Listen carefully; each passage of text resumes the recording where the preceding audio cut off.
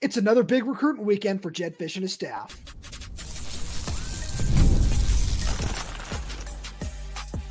You are Locked On Huskies, your daily podcast on the Washington Huskies, part of the Locked On Podcast Network, your team every day. Welcome back into another edition of the Locked On Huskies podcast. I'm Roman Tomashoff. That's Lars Hanson. He's the site editor with Athlon Sports Inside the Huskies. I'm the site editor with Huskies Wire. Thank you for making this your first watch or first listen of the day, as we are part of the Locked On Podcast Network. And today's episode is brought to you by Game Time. Download the Game Time app, create an account, and use code LOCKDOWNCollege for $20 off your first purchase. Terms apply. So, Lars, we're getting ready for June 21st, as the everydayers listen to this. Very, very big recruiting weekend. The Huskies are expected to have 14, 15 prospects on campus again.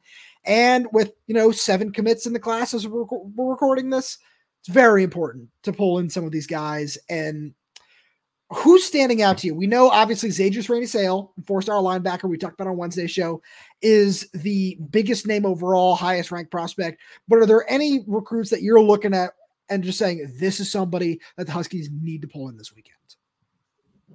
Yeah, it's a name that I criminally forgot on our Wednesday show. It's offensive lineman Darius Afalava.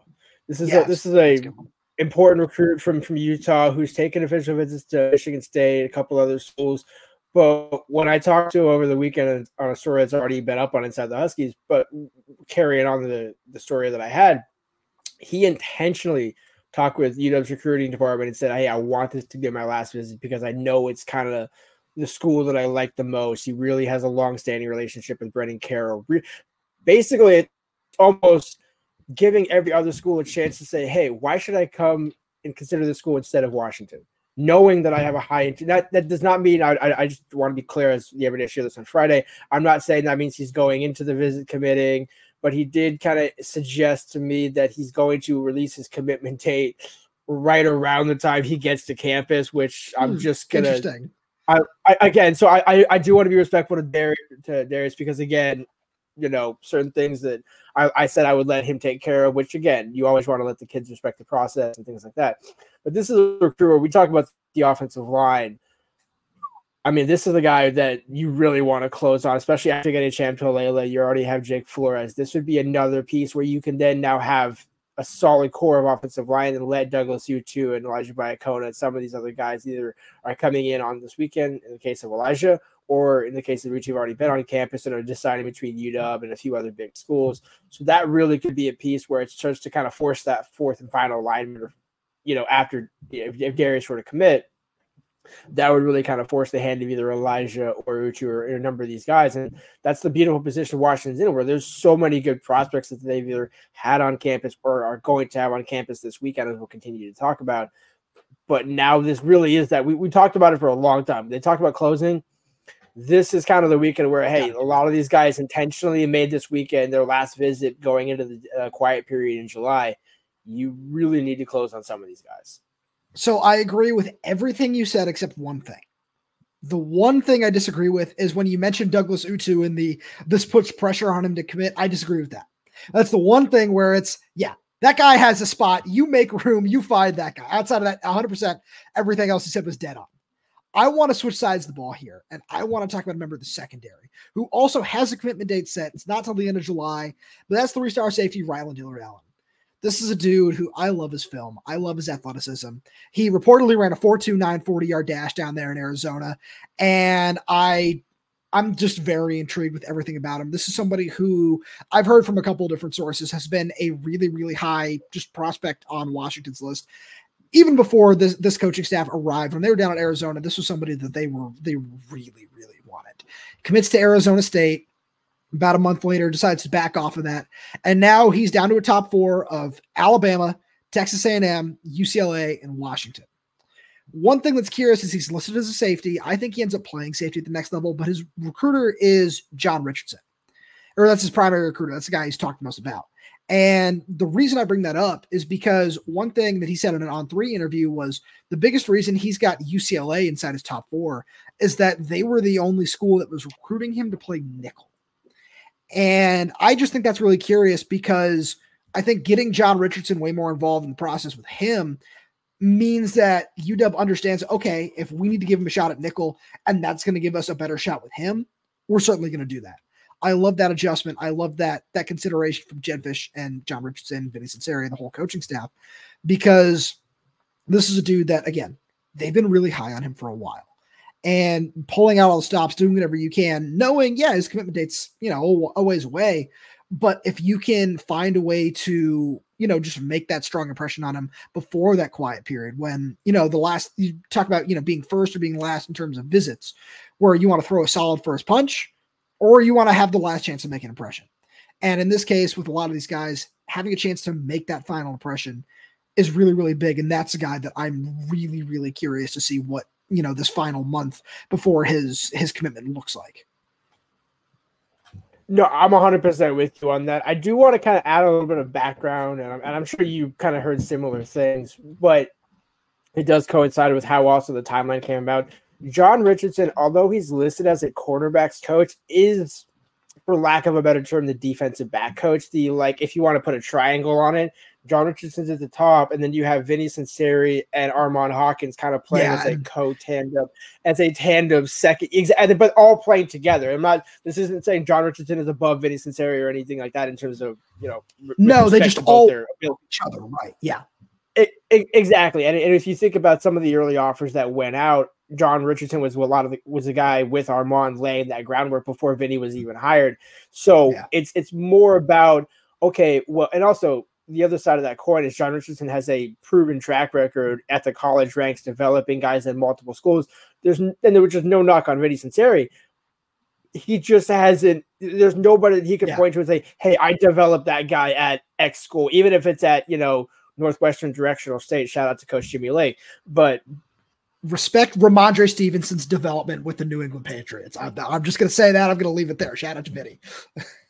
I was going to say that's why I didn't even bother saying it. It's just because I'm sure you were going to plug in some New England Patriot who I have absolutely Kyle Duggar. I mean, I would just throw out Miles Bryant, and I'm just going to credit, even though Vinny has probably no role in that whatsoever. I'll just give credit for that because we all know who Miles Bryant is. But I think to tie all this together, that's why you have all of these types of recruiters on staff, where I've heard from a number of players, and I'm sure you heard similar things about Vinny, that the players love him, just great personal guy, played for a national champion at Alabama under Nick Saban, Patriots, Belichick, all that sort of stuff. But there's a different layer in having a John Richardson who can say, hey, you know what? You're going to also have me, but you're also going to have me. You can come into either of our rooms. And I've had Jalen Watson. I've had this guy. I've had that guy. I had Dakario Davis. Now I got a Fusion Price. Like, I'm listing a bunch of quarterbacks, and we're talking about a safety. But if I'm a defensive back in any mold, in a way, again, this always gets back to I've called John Richardson to Jimmy Lake in the early years, because Jimmy could take a corner or a safety. He could take a Sidney Jones, but he could also take a Taylor Rapp and mold both of those guys at their own respective positions. So it doesn't mean just because he's listed as a cornerbacks coach means boom, period, all you can do is cornerbacks. No, I think anytime you can have a rich defensive back coach like John Richardson, you take full advantage. And so that's why Rylon Dillard-Allen probably has the closest relationship with him, just because they've known him the longest, and that just helps Washington more than anything. Absolutely. And Lars, that being said, those are some of the bigger names. Let's get some of the hidden gems in this class, because there are more than a few that are going to be on campus. And we'll get there right after a message from our good friends over at Game Time, because Game Time makes getting NBA Finals tickets even faster and easier. Price on the Game Time app actually go down the closer it gets tip-off. And while the series is over, I got to say, just shout out to the Celtics, who've been, just a plug on this show for a long time. And shout out to some of my friends who were in the building for that Game 5 victory. And I know they use the Game Time app, because you're just not going to find better prices anywhere else. And that's why because they've got last-minute deals. You can save up to 60% off buying last minute for sports, concerts, comedy, theater, and so much more. They got flash deals. You can save even more with exclusive in-app deals on select seats ahead of the game or event. They got all-in pricing where you can toggle this feature, and it shows you your total upfront with no surprise fees at checkout. And you get the lowest price guarantee, where Game Time will credit you with 100%, 10% of the difference if you can find lower prices prices anywhere else. You can take the guesswork out of buying NBA Finals tickets with Game Time. Download the Game Time app, create an account, and use code LOCKEDONCollege for $20 off your first purchase. Terms apply. Again, create an account and redeem code LOCKEDONCOLLEGE for $20 off your first purchase. Download Game Time today. Last minute tickets, lowest prices guaranteed. So, Lars, there are a couple guys that we hinted at a little bit on the Wednesday show, and there are others that I'm certain you have written down, that I know I've got written down, that are going to be on campus this weekend at positions of need that are flying a little bit under the radar.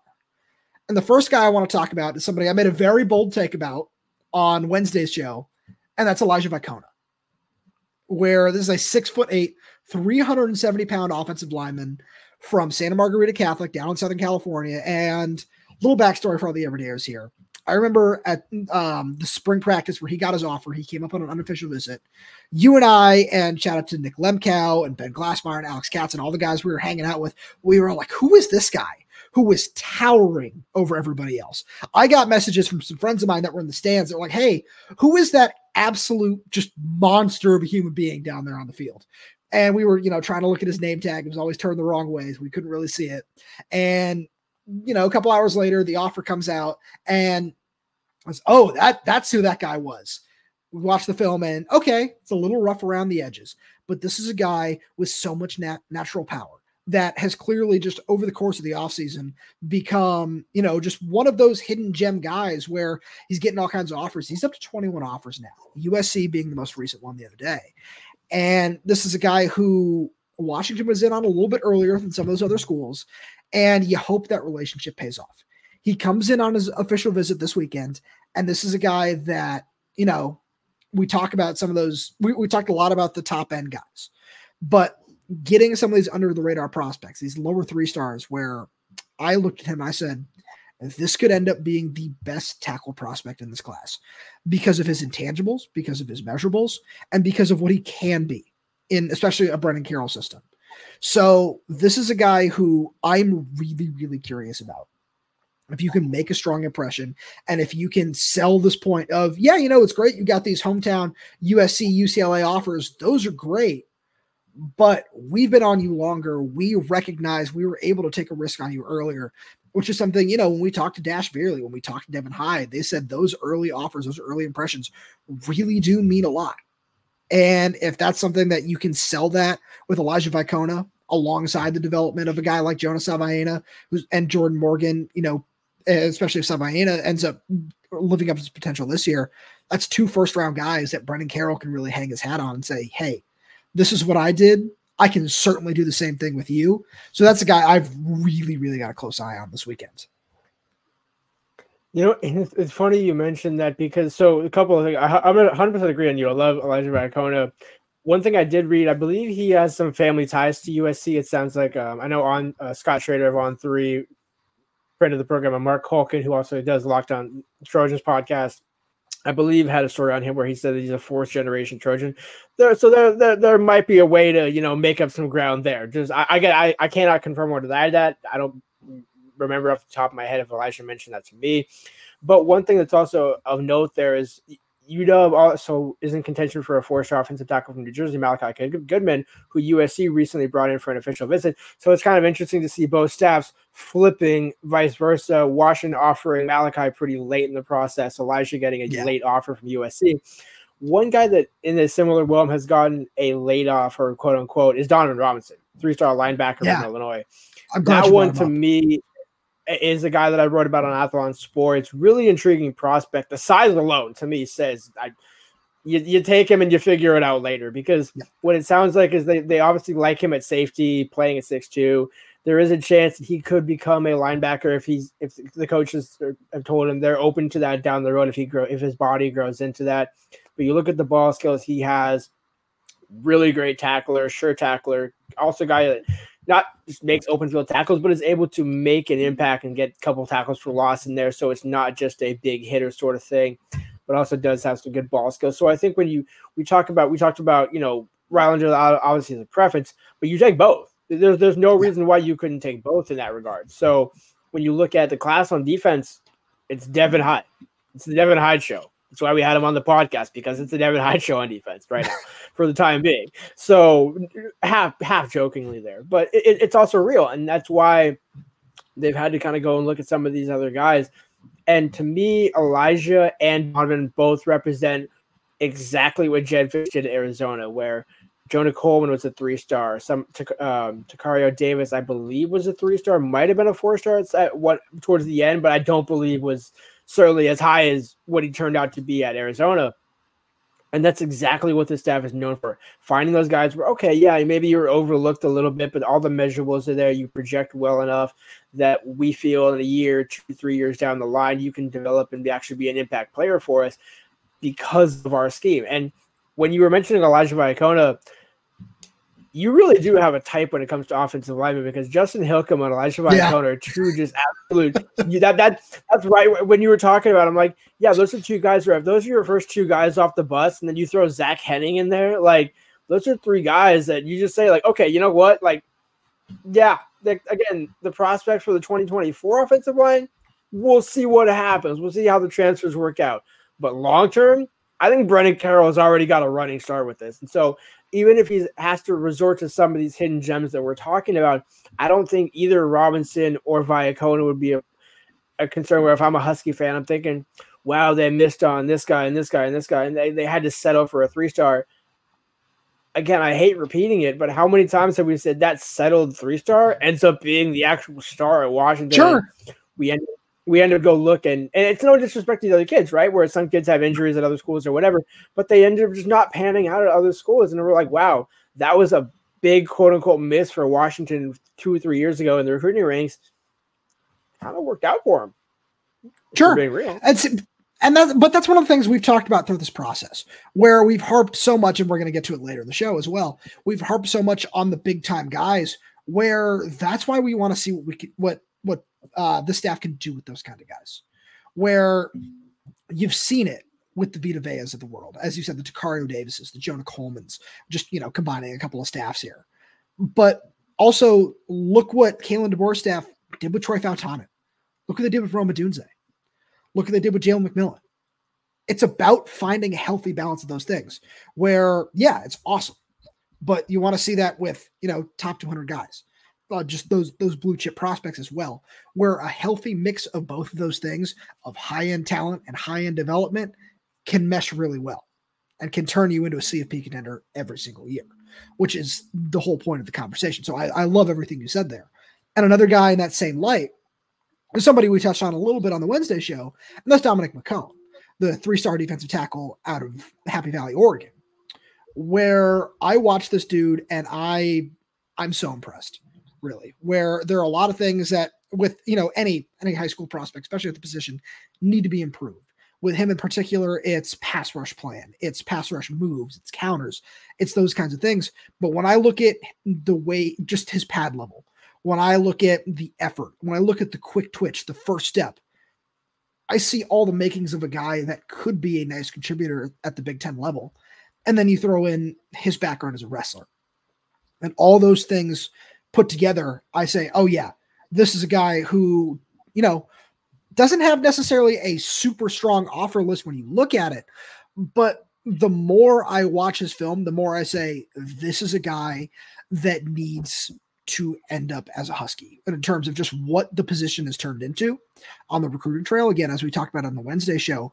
So Lars, one thing, just kind of going off that, one thing I always look for in some of these prospects, and a friend of mine pointed this out to me a while back, where when you're looking at some of these under the radar 3-star prospects, one thing that I look for, especially on the defensive side, is do you have a Utah offer?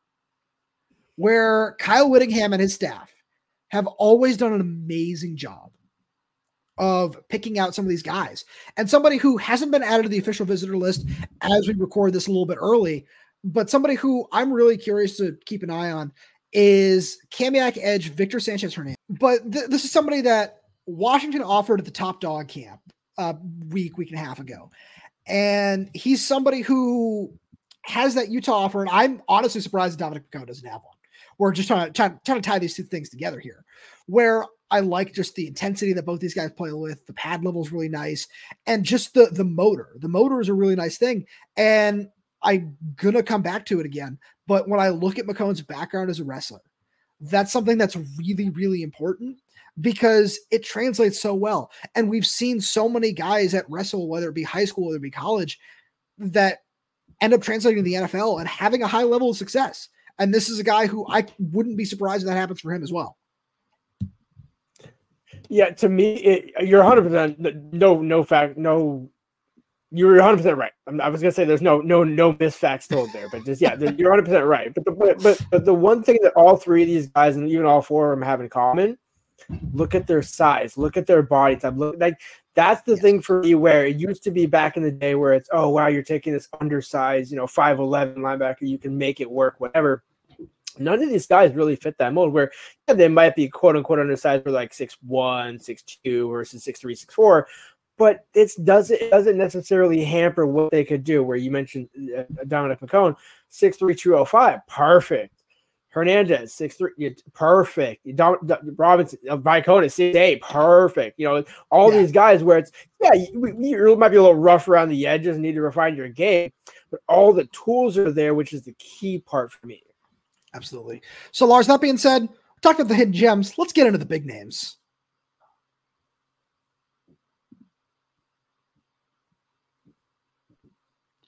So there are 4 blue chip prospects coming to campus this weekend.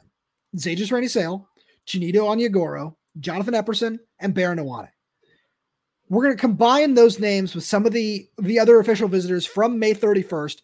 And Lars, you love setting over-unders on this show. If you had to set an over-under on how many blue chip prospects, and this is important because as the everydayers listen to this on Friday, June 21st, Chris Lawson, 4-star wide receiver, is set to commit. And I know you and I have been doing our due diligence, reach out to whoever we can. It sounds like it's a neck and neck battle between Washington and Oregon. And the more I look at not only his recruiting battle, but just a lot of the other ones for whether it be May 31st official visitors, some of the guys from this weekend, I'm really curious to see how many blue chip guys that the staff can pull in. And if you had to set an over under, what would it be at and which side of that line are you on?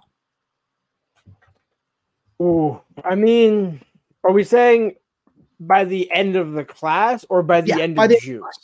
By the end of the class. By the end of the class, I'd put probably 7.5 at the over under. And because you're already at 2, right? With Raiden Vinesbright and Cantolele. So you're there with 2 for now. 3, 4, 5, 6, 7. I could see you getting to 7, right? If you go through who all, Matai Tagoai, you think another receiver, Chris Lawson, one or two more 4-star receivers, a 4-star tight end, because pretty much all their targets are 4-star tight ends at this point. Right. You add maybe a Zaydrius Rainey-Sale, there's a 4-star. Epperson's a 4-star. Allen, Epperson, right? So I think at the end of the day, you're right at that 7-8 mark. And for me, especially in year 1, without basically having anything to build off of, to me, that's a solid foundation. Especially when you look at what did Jedd Fisch start with at Arizona. Right. Sure wasn't 8 4-stars. Yeah. No, I like that a lot. I think I would go with the over there as well. And when I look at this right now, just from the guys this weekend specifically, I think they can get 3 of them. Where I wouldn't be surprised if 3 of the 4 guys end up committing to Washington. The one where the 2 linebackers, I think they both end up as Huskies. I'm going to make that prediction right now. It sounds like Chinito Onyegoro might end up at SMU when you look at the crystal balls. Like that's just kind of where things seem to be leaning in that direction. Baron Iwane is what I'm really intrigued by, where I don't know if they take his commitment right away, because I think it comes down to what happens with Caleb Edwards. And when I look at Caleb Edwards, if he wants to come to Washington, great. As you said, looks like they're going to get 2 4-star tight ends either way. It's just a matter of, do you wait on Caleb Edwards or do you just take Baron Iwane right away? Where we talked about Vander Ploog, and Dash Beerley seems to think some good news is coming with Vander Ploog from what he said on our show the other day. And again, you got to watch that one, let it play out. Chris Lawson, another interesting one right there. A Matai Tagoai flip would be really nice. And then, maybe, you end up with a Douglas Utu down the road. You find, somebody else, maybe Dash gets upgraded to a 4-star with a nice senior season at Modern Day, where all of a sudden, you look at this class right now and it's, underwhelming in terms of national rankings, not in terms of the players in the class. And then, you take a look back at it in October, November, and all of a sudden 247 or On 3 or one of those national guys is going to be like, oh, don't sleep on Washington's recruiting class. It's like, yeah, well, of course we saw this coming, but all of a sudden it's going to have that steam. And that's kind of what you're looking for. I think it can certainly get to that over that you said. Yeah, and I think if you think about what this means, right? When you talk about what is this class supposed to be, when Jedd Fisch talked about it, you want it to be the highest ranked recruiting class in Washington history. I don't think, and Jedd actually said this on the record where he said, well, what's the point of having goals if you're not going to make them lofty? So we can set the bar at, hey, this year we want to have the highest recruiting class and we fall short, but we rank in the top 20.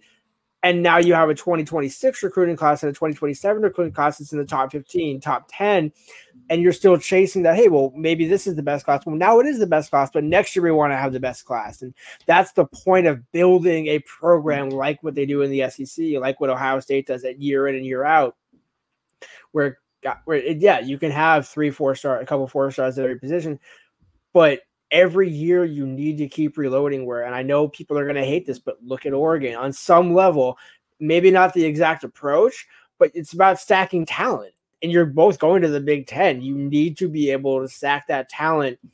For Washington, there is a element of, hey, we can develop some hidden gems along with that, as we mentioned. Sure.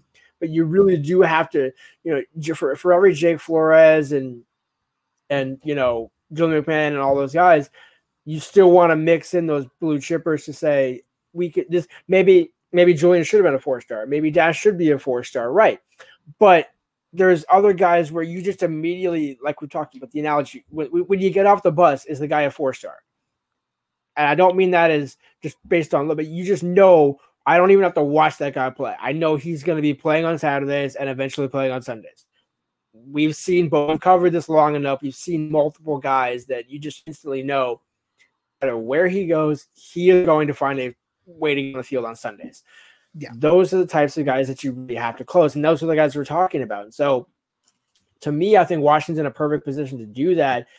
And what my question to you, now that we both agree that the over/under is, we'll say 7.5, we both take the over between 8, maybe 9. What's the ceiling? How many realistic? What's the realistic ceiling? What's the realistic? Because again, we love to make bold predictions and everything and all that. We love to say Washington's going to get 12 to 15 5-stars. We would love to say that, but we're both true journalists at heart, so we're not going to say that. But what would you put a realistic number at? So I think your over/under is pretty high. I like it. I do. I would say the ceiling is 10. Where when you look at some of the other guys, and that's, a Dijon Lee in there, all of a sudden, maybe you flip an Adonis Curry or a Darius Dixon. Maybe all of a sudden, you can come back around on Ladarian Clarity or somebody like that. And Andrew Marsh being the other name that's in there, where I don't necessarily think it can get much higher than that, just in terms of not just the guys you're in on, but just in terms of some of these other takes that you might want in this class where, and it's great. You want to stockpile talent at every single position, but you look around the class and, if you get a Dominic Macon, if you get an Elijah Vaikona, just you and I projected just with the way we're talking about it, like they might end up taking 4 linebackers. Like it's important. And you want to make sure that position is stockpiled. You're losing 4 guys, but just all of a sudden, the more you look around this class, like spots are going to fill up pretty quick. Even this ends up being a big class. So there's only so much you can do there. So I would say it has to be 10. And Lars, with that being said, I feel like that's a good place for us to wrap up. Thank you as always for being here. Thank you to all the everydayers tuning in. We really do appreciate your support. And, keep in mind, there's going to be 3 episodes a week, going forward at the off season. we're right now on a Monday, Wednesday, Friday. We might move it around a little bit, just depending on schedule, some other things like that, and whatever breaking news drops, because we love coming to you as soon as we get some breaking news, where we get interviews, stuff like that. Might have a couple really fun interviews coming down the line. I'm just going to leave it at that till we get some things figured out there. But you know, the best way to make sure that you are up to date with everything going on in just, you know, Husky land, and just to make sure you subscribe wherever you get your podcasts, whether that's YouTube, Spotify, Apple Music, Amazon Music, we're there. We're everywhere, updating the channel with new content Monday, Wednesday, Friday, like I said. So make sure you click that bell so you never miss when we post a new video. Like the video. If you have any questions, comments, concerns, episode ideas, anything like that, drop them right down below. If you're audio only, please leave us a 5-star review. It really does help us out a lot. Thank you so much for tuning in. We will talk to you on Monday.